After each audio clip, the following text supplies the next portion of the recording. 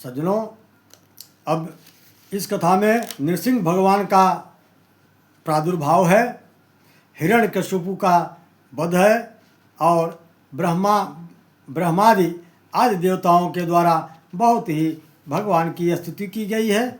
आइए चलते हैं कथा की तरफ। नारद जी कहते हैं, प्रहलाद जी का प्रवचन सुनकर दैत्य बालकों ने उसी समय से उनकी बात पकड़ ली। गुरु जी ने देखा कि उन सभी विद्यार्थियों की बुद्धि एक ही मात्र भगवान में ही स्थित हो गई है। तब वह घबरा गए। तुरंत हिरण्यकश्यप के पास जाकर निवेदन किया। हिरण्यकश्यप ने प्रहलाद की और पाप भरी टेढ़ी नज़र से देखते हुए बोला, मूर्ख, तू बड़ा उद्दंड हो गया है, स्वयं तो नीच है, अब हमारे कुल के और बालकों को भी फोड़ कर अपने तरफ ले रहा है। रे मंद बुद्धि, तेरे बहकाने की भी अब हद हो गई है। यह बात स्पष्ट है कि तू अब मरना चाहता है, क्योंकि जो मरना चाहते हैं वे ऐसी बेसिर पैर की बातें करते हैं। अभागे, तूने मेरे सिवाय जो और किसी जगत का स्वामी बतलाया है, सो देखूं तो तेरा वह जगदीश्वर प्रभु कहाँ है? प्रहलाद ने कहा, पिताजी, वह तो सर्वत्र व्याप्त और विद्यमान है। अच्छा क्या है? क्या कहा सर्वत्र है?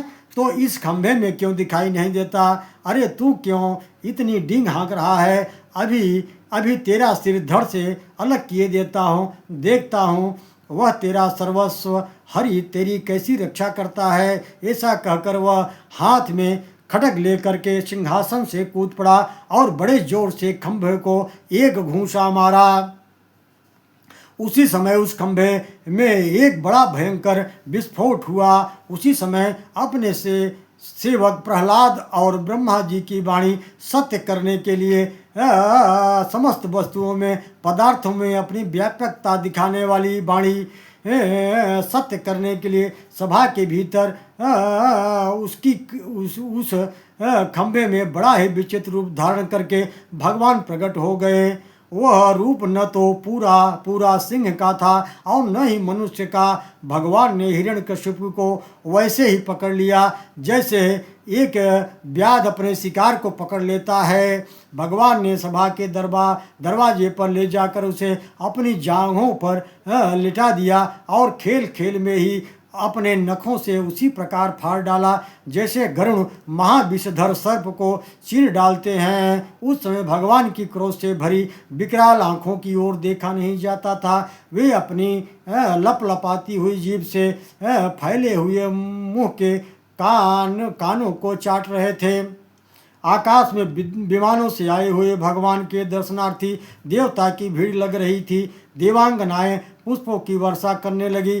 देवताओं के ढोल और नगाड़े बजने लगे। गंधर्व गाने लगे। अप्सराएं नाचने लगी। तात इसी समय ब्रह्मा, इंद्र, शंकर आदि देवता, ऋषि, पितर, सिद्ध, विद्याधर, महानाग, मनु, प्रजापति, चारण, यक्ष, किम पुरुष, बो, बेताल, किन्नर, सुनंद, कुमुद आदि सभी पार्षद उनके साथ आए। उन लोगों ने उनके पास आकर अपनी अंजलि बांधकर अत्यंत तेजस्वी श्री नृसिंह भगवान की थोड़ी दूर से अलग अलग स्तुति की। अब प्रहलाद ने भगवान नरसिंह का बहुत ही अद्भुत स्तुति किया है। आइए चलते हैं कथा की तरफ। नारद जी कहते हैं, इस प्रकार ब्रह्मा, शंकर आज सभी देवता देवगण भगवान नरसिंह जी के क्रोध आवेग को शांत न कर सके, न उनके पास जाकर सके। तब देवता ने उन्हें शांत करने के लिए स्वयं महालक्ष्मी जी को भेजा, किंतु भयवश वे भी उनके पास नहीं जा सकीं।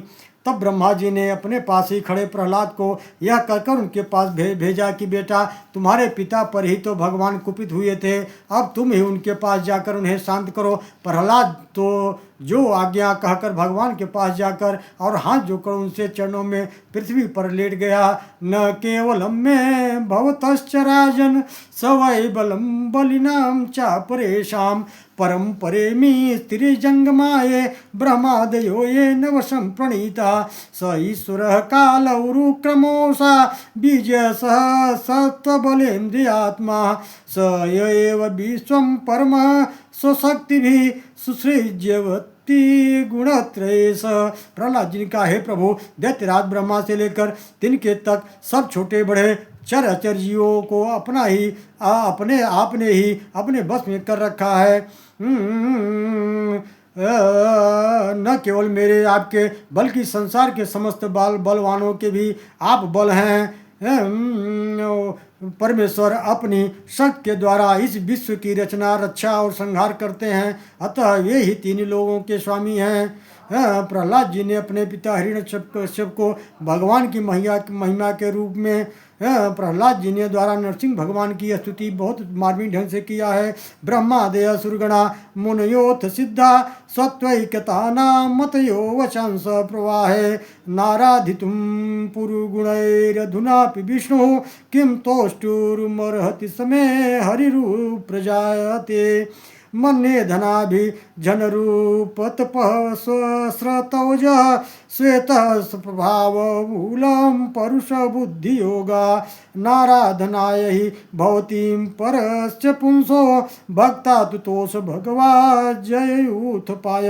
प्रहलाद जी कहते भगवान ब्रह्मा देवता ऋषि मुनि सिद्ध पुरुषों की वृद्धि निरंतर सत्व गुण में ही स्थित होती है, फिर भी वे अपनी धारा प्रभाव स्तुति और अपने विविध गुणों से आपको अब तक संतुष्ट नहीं कर सके। फिर मैं तो घोर असुर जात में उत्पन्न हुआ हूँ, क्या आप मुझसे असंतुष्ट हो सकते हैं? मैं समझता हूँ कि धन, कुलीनता, रूप, तम, विद्या, ओज, तेज, प्रभाव, बल, पौरुष, बुद्धि और योग, ये गुण परम पुरुष भगवान को संतुष्ट करने में समर्थ नहीं है, परंतु भक्ति से तो भगवान गजेंद्र पर भी संतुष्ट हो जाते हैं।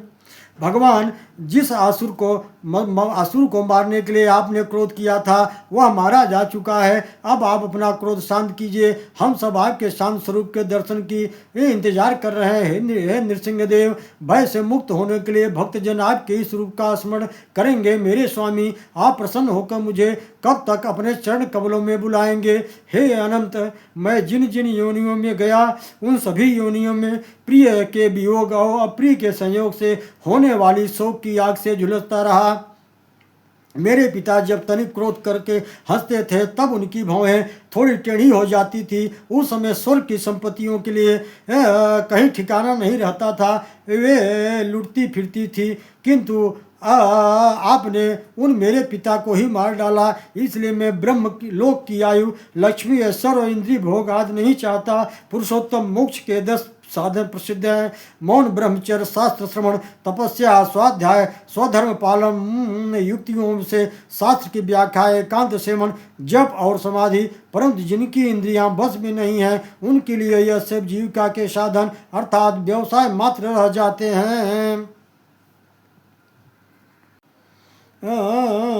नैतम गुणान गुणिनो महादयायो ये सर्वे मनः सभृतय सहदेवमर्त्या आद्यन्तवन्तः उरुगाय विन्दति त्वहित्वा मेमं विषमृष विदो वीरमस्ति शब्दात्।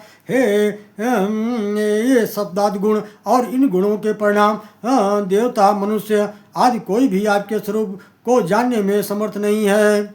आप अनंत हैं। आपकी सेवा के 6 अंग हैं: नमस्कार, स्मृति, कर्मों का समर्पण, सेवा पूजा, चरण कमलों का चिंतन, आपकी लीला कथा का श्रवण। इस खड्ग सेवा के बिना आपके चरण कमलों की प्राप्ति कैसे हो सकती है और भक्त के बिना आपकी प्राप्ति कैसे होगी? प्रभो, आप तो अपने परम प्रिय भक्तों के तथा परम हंसों के ही सर्वस्व हैं।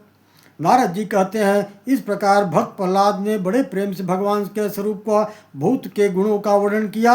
नृसिंह भगवान का क्रोध शांत हो गया और वे बड़े प्रेम तथा प्रसन्नता से बोले। श्री नृसिंह भगवान ने कहा, परम कल्याण स्वरूप प्रहलाद, तुम्हारा कल्याण हो। मैं तुम पर बहुत प्रसन्न हूँ। तुम्हारी जो अभिलाषा हो मुझसे मांग लो। मैं जीवों की इच्छाओं को पूर्ण करने वाला हूँ। प्रहलाद जी ने कहा, यदि राशि में कामान वरास्त्वं वरदर्भ दर्शभ कामानम हृदय संरोहम भवत्सु वृणेवरम इंद्राणी मनः प्राण आत्मा धर्मो धृतिर्मति ह्रीं श्री तेज स्मृति सत्यम यस नश्यन्ति जन्मना। प्रहलाद जी ने कहा, मेरे वरदान शिरोमणि स्वामी, यदि आप मुझसे मुँह मांगा वर देना चाहते हैं तो यह वर दीजिए कि मेरे हृदय में कभी किसी भी कामना का बीज अंकुरित न हो, और हृदय में किसी भी कामना के उदय होते ही इंद्रिय मन प्राण देह धर्म धैर्य बुद्धि लज्जा श्री तेज स्मृति और सत्य से ये सब के सब नष्ट हो जाएं। जिस भगवान आपको नमस्कार है, बारंबार नमस्कार है। श्री नृसिंह भगवान ने कहा, प्रहलाद, तुम्हारे जैसे मेरे एकांत प्रेमी इस लोक अथवा परलोक की किसी भी वस्तु के लिए कोई कामना नहीं करते, फिर भी एक मनवंतर तक मेरी प्रसन्नता के लिए तुम इस लोक में दैत्याधिपतियों के समस्त भोग स्वीकार कर लो। भोग के द्वारा पुण्य लोकों के फल और निष्काम पुण्य को के द्वारा पाप का नाश करते हुए समय पर शरीर का त्याग करके समस्त बंधनों से मुक्त होकर तुम मेरे पास आ जाओगे। भरत प्रहलाद ने अपने पिता की मुक्ति के लिए भी नरसिंह भगवान से वर मांगा। सज्जनों, नारद जी कहते हैं, युधिष्ठिर नृसिंह भगवान ब्रह्मा जी के द्वारा की पूजा को स्वीकार करके तथा उन्हें यह कहके कि आप दैत्यों को ऐसा वर न दिया करें, वही अंतर्ध्यान हो गए। इसके बाद प्रहलाद जी ने भगवान स्वरूप ब्रह्मा जी, शंकर जी तथा प्रजापति तथा देवताओं की पूजा की। तब शुक्राचार्य आदि मुनियों के साथ ब्रह्मा जी ने प्रहलाद जी को समस्त दैत्य और ध्यानियों का आधिपत्य बना दिया और वे लोग अपने अपने लोकों को चले गए। युधिष्ठिर, तुमने मुझसे पूछा था कि भगवान से द्वेष करने वाले शिशुपाल आदि को उनके सारूप्य की प्राप्ति कैसे हुई, उसका उत्तर मैंने दे दिया है। भगवान श्री कृष्ण ही एक मात्र आराध्य देव हैं। प्राचीन काल में बहुत बड़े मायावी असुर ने जब रुद्रदेव की कमनीय कीर्ति पर कलंक लगाना चाहा था, तब इन्हीं भगवान कृष्ण ने फिर से उनके यश की रक्षा और विस्तार किया। युधिष्ठिर ने पूछा, नारद जी, मैं दानव किस कार्य से रुद्रदेव का यश नष्ट करना चाहते थे एवं भगवान श्री कृष्ण ने किस प्रकार उनके यश की रक्षा की, आप कृपा करके बतलाइए।